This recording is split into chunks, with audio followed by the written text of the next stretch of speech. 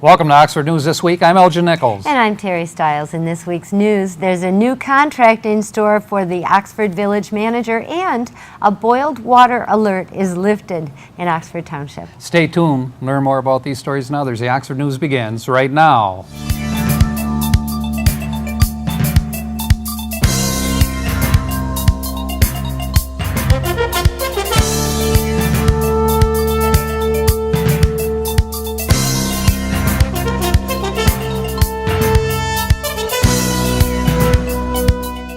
A new contract for Oxford Village manager Joe Young was approved by the Village Council this month, which restricts severance benefits should Young quit, is fired, or retires from the job.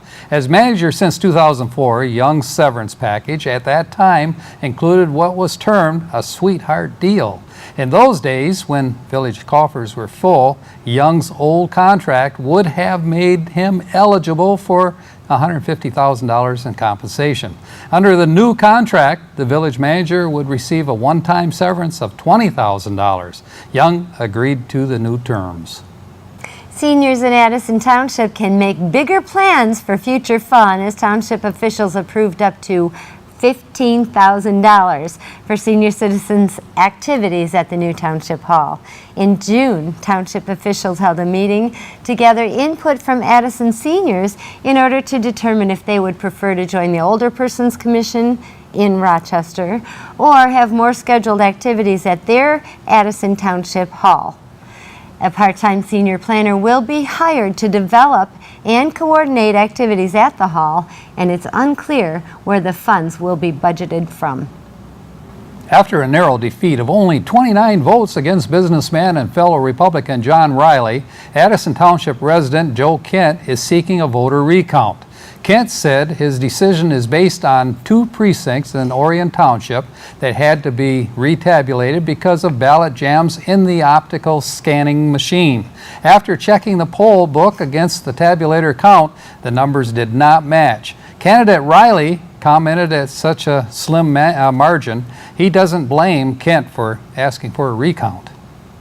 A water main break on Tuesday, August 23rd, left more than 2,000 Oxford residents boiling water for the next couple days. Although the main was fixed within a few hours of the break and no contamination was detected, officials did issue a boiled water alert as a precaution until the state testing gave an all clear 2 days later. Those affected were in the areas of Gulf Villa, east of Sanders Road, north of Oxford Orion Township, west of South Lapeer Road, and the hills of Oxford. Again, officials have given the all clear. A 75-year-old fugitive was arrested during a routine traffic stop in Oxford Township.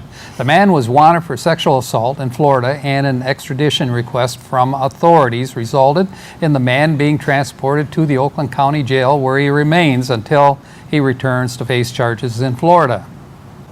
The unofficial mayor of Lakeville passed away on August 15th at the age of 98. According to friends, Robert Little Smith always had a big smile and loved to chat with everyone about almost anything. Township Supervisor Bruce Pearson said Smith was the local historian who knew everything about what was going on in Lakeville. He was a self-proclaimed good ambassador for the village, and he was well liked. Born in Massachusetts, Mr. Smith moved to Michigan in 1941 and has been a resident of Addison Township since 1969. He was preceded in death by his wife Lois, his daughter Ruth, and his son David. He is survived by his son Robert, daughter Judy, several grand and great-grandchildren. He will be deeply missed by the community. A woman living upstate called police to check on her father, who lived in Manitou Lane, Oxford. She told officers she tried to reach him for the past couple of days and he did not pick up. When Oakland County Sheriff's deputies entered the home, they discovered the man's body. The area was secured by Oakland County Forensics team and the man taken to the police lab for an autopsy. Officers were told that the man had an existing heart condition, and upon conclusion of the coroner's report, the case remains open. Well, that's it for Oxford News this week. If you want to learn more about these stories and others, stop by your local store and pick up a copy of that Oxford Leader newspaper, or better yet, catch us right here on OCTV Charter Channel 191 and AT&T Channel 99. Again, coming up next on OCTV, Oxford Sports with Jamie Hughes. Also catch Oxford School News with John Ochins, and don't miss Auto Talk and Science in the News with Dave Kenny. I'm Terry Stiles, and this is Oxford News This Week, where we bring your news closer to your home. And I'm Elgin Nichols. Remember, always be kind to your friends and neighbors, and thanks for watching. Don't miss what's going on in your local government meetings. Watch Elgin Nichols and Dave Kenny on Minutes by Minute. Airs Monday through Friday, 7 a.m., 11:30 a.m., and 11:30 p.m., where they add a touch of humor to local politics. Welcome to Science in the News. I'm Dave Kenny, and these stories are taken from the publication New Scientist. In our first story, a fireball that streaked across the sky over a decade ago may have brought the first meteorite from the edge of the solar system. Most meteorites found on Earth are thought to start out in an asteroid belt between Mars and Jupiter. But the Tagish Lake meteorite, which fell on an icy lake in British Columbia, Canada in 2000, looks nothing like other space rocks. That might be because it formed in the Kuiper Belt, the ring of icy bodies beyond Neptune. Bill Botke at the Southwest Research Institute in Boulder, Colorado, and his colleagues suggest that a fifth giant planet later ejected from the solar system may have hurled debris from the outskirts into the asteroid belt. And some rocks, including the Tagish Lake meteorite, might then have traveled onwards to Earth and splashed down. There you go. In our next story, this is why you feel so awful about a bad night's sleep. Your brain is jammed with yesterday's news. Christopher Nissan at the University of Medical Center in Freiburg, Germany, and his team examined the brains of 20 people after they'd slept well and after a night of disruption. As well as performing worse on a memory test, they found that after a bad night's sleep, people had higher levels of theta brainwaves, and it was easier to stimulate their brains using magnetic pulses. These are both signs of stronger connectivity between neurons. As we form new memories, the connections between our neurons, called synapses, strengthen, building up over the course of a day. The overall strength of the connections between neurons increases with time awake and eventually reaches a level of saturation after prolonged wakefulness or sleep deprivation, says Nissen. His team's findings support the theory that sleep serves to weaken memory connections, making way for new ones.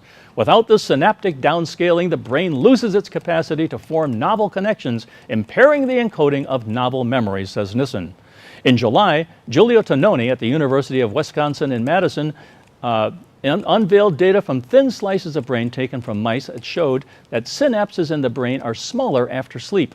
In mice, we can look directly at synapses at the finest ultrastructural level, which is not possible in humans, says Tononi. But Nissan's data is consistent with these findings in rodents.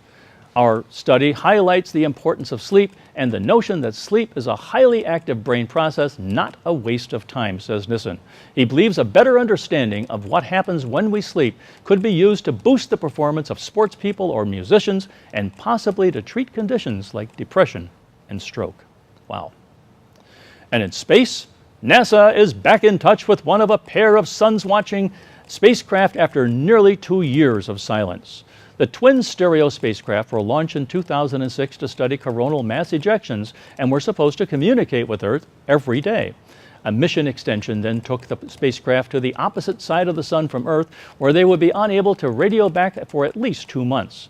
Prior to this, mission operators had been testing a system for dealing with this long silence when, on October 1st, 2014, the Stereo B craft failed to respond. The team thinks it accidentally set itself spinning. This means the antenna was not pointing at Earth, and its solar panels stopped charging its batteries as they were no longer facing the sun. Ever since, NASA has used its deep space network to listen for signals from Stereo B, and on August 21st, it succeeded. The next step is to diagnose what went wrong with the spacecraft to try to regain control. Well, that's all for this edition of Science in the News. I'm Dave Kenny. Stay tuned to Oxford Community Television, and we'll be right back after this.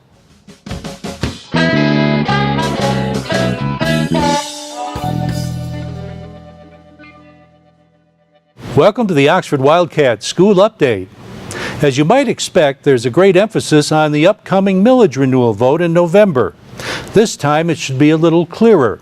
Assistant Superintendent of Finance, Sam Barna, explains. Well, there's going to be two proposals. One is going to be the true millage renewal, which is 17.8078 mills for non-homestead properties. That is currently the tax levy for non-homestead properties for Oxford Community Schools. And then there is going to be the restoration, which is the .1922 mills. And that .1922 is merely the difference between the 18 mills that the state is assuming we're levying versus what we really are levying, which is the 17.8078. Remember, the emphasis is on non-homestead property. Really what we just want to make sure is that the residents and those that are voting for Oxford Community Schools are educated to know that this isn't going to be a millage that is going to affect a homeowner. This is, again, going to be affecting those that have either a business, a second home, a rental home, apartment complexes, industrial buildings, again, commercial development, commercial real estate. SLO stands for Student Learning Objectives, and that will be a big part of the upcoming school year. Assistant Superintendent of Curriculum and Instruction Ken Weaver describes this new measuring process. And a lot of states are doing it. Michigan is not new. It is one of the ways the law recognizes that teachers can measure student growth. As you may or may not know, in the state of Michigan, teachers are required, or school districts are required to measure the growth of a student, what they call student growth, which is how much they grew academically from point A, which is the beginning of the year, basically to the end of the year.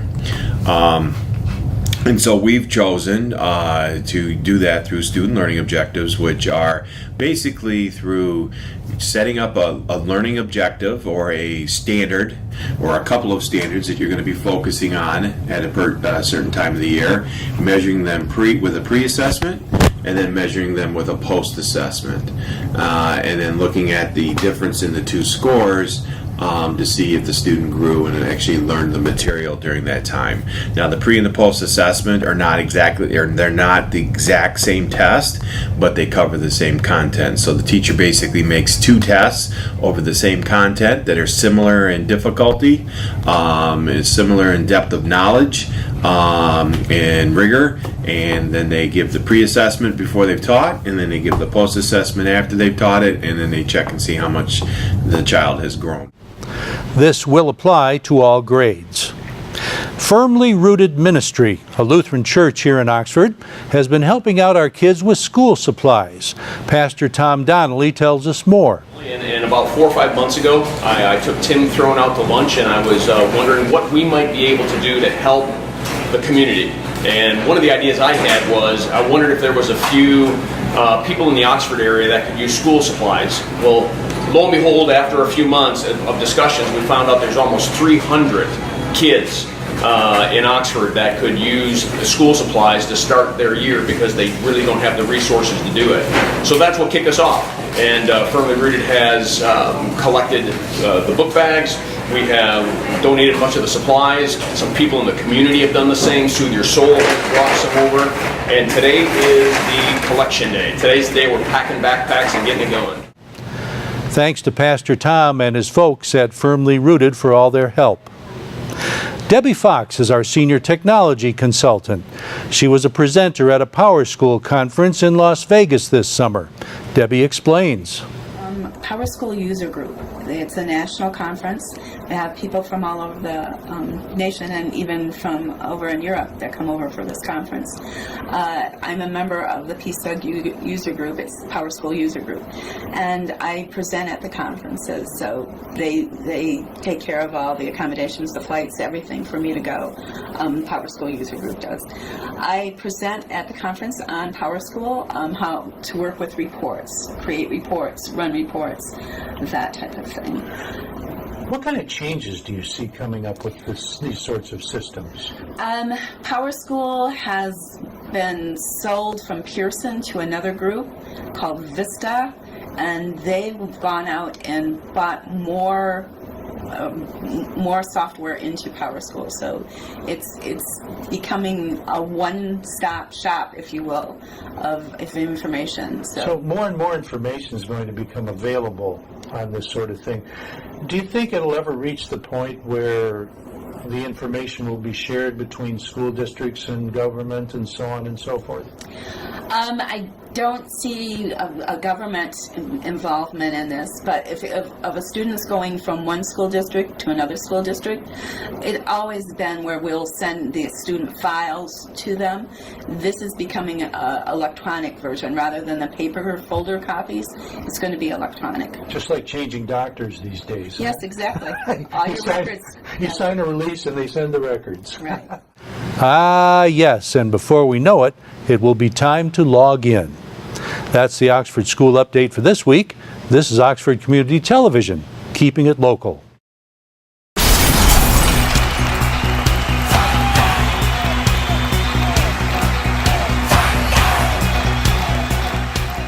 Back with you on Oxford News this week, and as I said last week, we are approaching fall, and fall sports will be just kicking off very shortly.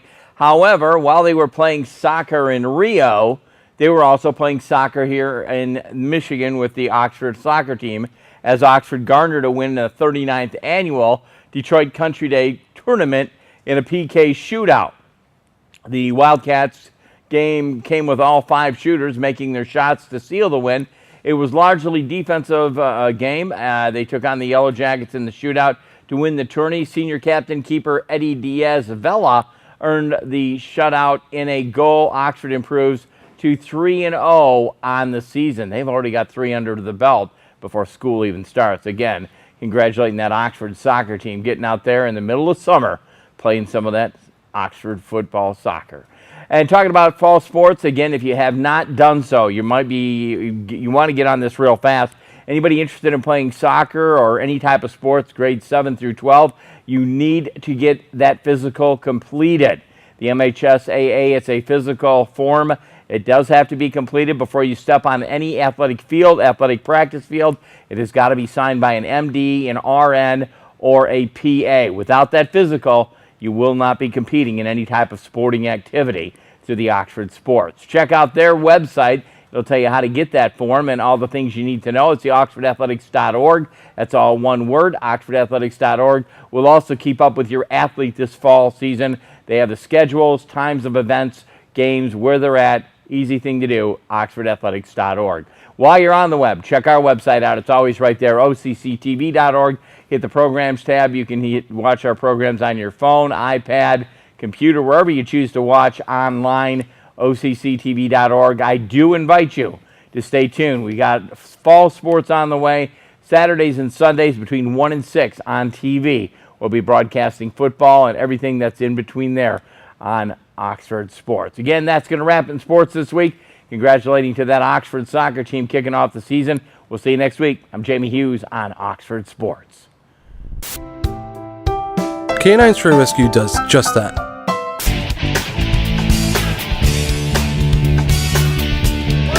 Some heat in there. Yeah, watch that curveball now. Pitcher's way ahead. And let him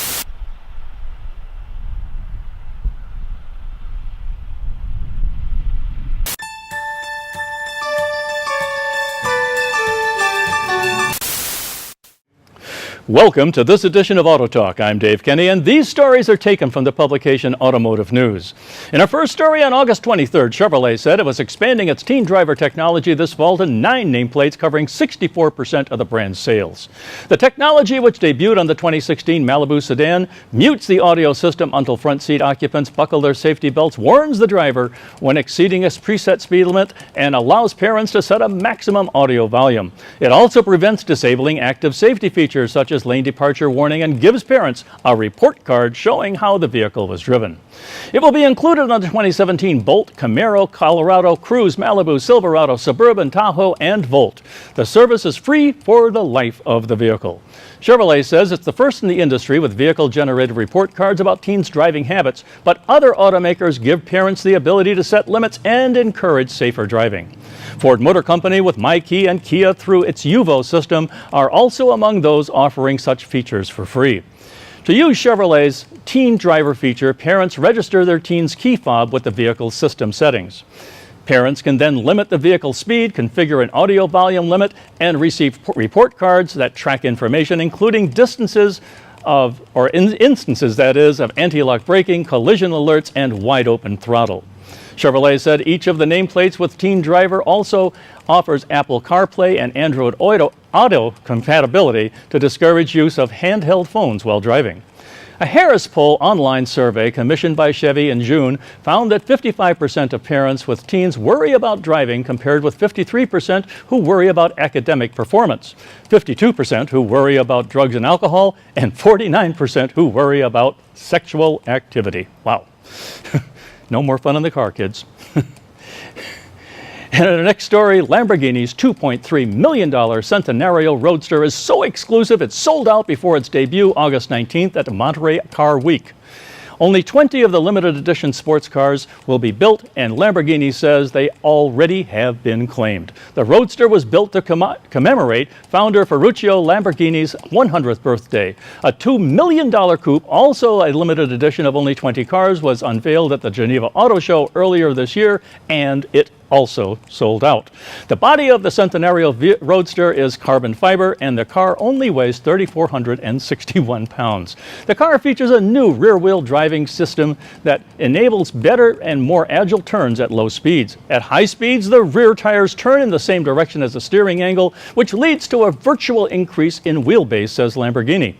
The all-wheel drive Roadster has a 6.5-liter, 770 horsepower V12 engine and can sprint from 0 to 62 miles per hour in 2.9 seconds, and it has a top speed of only 217 miles per hour. And it can come to a stop from 60 miles per hour in 102 feet. Ah, Fantasy Island. And on the recall front, Ford Motor Company said it was recalling about 91,000 vehicles worldwide to replace faulty fuel pump parts that could potentially cause a car to stall without warning. Ford, in a statement August 24th, said it was recalling 23,150 Ford Escape SUVs from the 2017 model year to update Power Windows software. The automaker said it would replace fuel pump control modules in about 88,000 vehicles, including certain of its 2013 to 15 model year Ford Taurus sedans, Ford Flex crossover utility vehicles, Lincoln MKS sedans, Lincoln MKT SUVs, and Ford Police Interceptor sedans. The company further said it would recall about 2,472 Ford Transit vans to replace fuel injection pumps in certain models manufactured in the years 2015 to 16. And still on the recall front, Mitsubishi recalls over 82,000 vehicles for transmission problems. The recall covers certain 2015 to 16 Outlander Sport crossovers and certain 2016 Outlander crossovers and certain 2016 Lancer compact cars, according to documents filed by Mitsubishi with the National Highway Traffic Safety Administration. The affected vehicles have a constant velocity transmission that can momentarily experience a loss of signal, leading to a delay in acceleration after a stop or after driving at a constant speed and increasing the risk of an accident. The transmission was produced by Japanese supplier Jatco, according to a NHTSA document. Mitsubishi said it and Jatco began an investigation into the problem in January following a customer complaint. As a result of this investigation, Jatco confirmed moments where the range switch lost its signal due to a decrease in contact pressure between two electrical terminals within the switch, Mitsubishi said in a report filed with NHTSA. The signal loss causes an engine torque reduction, resulting in a feeling of hesitation for drivers. Mitsubishi said it began the recall on August 15th, and affected transmissions will be reprogrammed, that is, by dealers for free. Well, that's it for this edition of Auto Talk. I'm Dave Kenny, and as always, may the wind be at your back as you cruise down life's highways. Stay tuned to Oxford Community Television, and we'll be right back.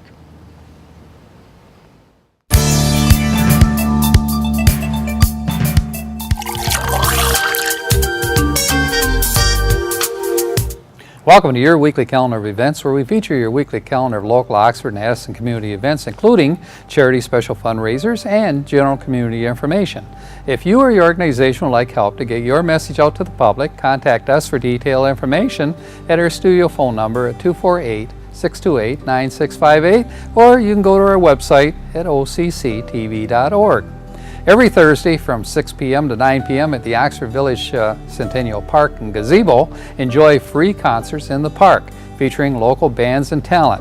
Bring your lawn chairs or your blankets to spread out on the lawn and sit back and enjoy the free, again I said free, entertainment. All sponsored by your Oxford Village Downtown Development Authority, DDA. For a complete list of these programs and other events, go to DDA website at downtownoxford.org.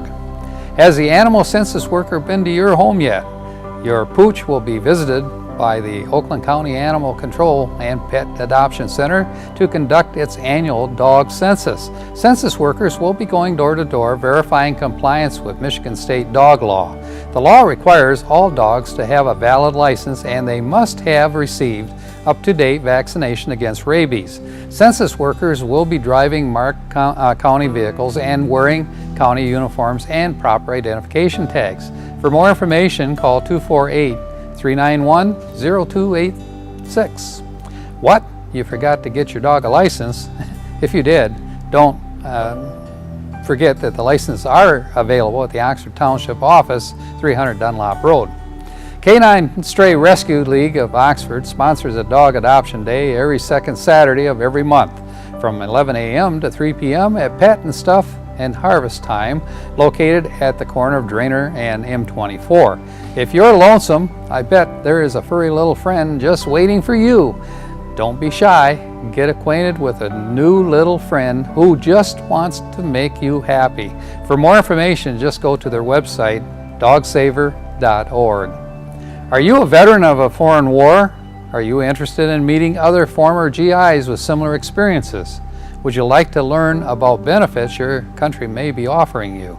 If you live in Lake Orion, Leonard, Oakland Township, Clarkston, Bloomfield Hills, Auburn Hills, or Rochester Hills, and would like to learn more about your local Veterans of Foreign Wars, VFW, and how you can join the great supporting group of men and women, call Ed Klein at 248-978-6851. Oakland Family Services is a nonprofit human services agency which provides foster care and adoption services to children ages from the 5th to 18-year-old category. There is an urgency of need for more individuals who are willing to open their homes to care for these children. Intensive training and ongoing support are provided. Just call 248-858-7766, extension 236 for more information. You won't be sorry you did.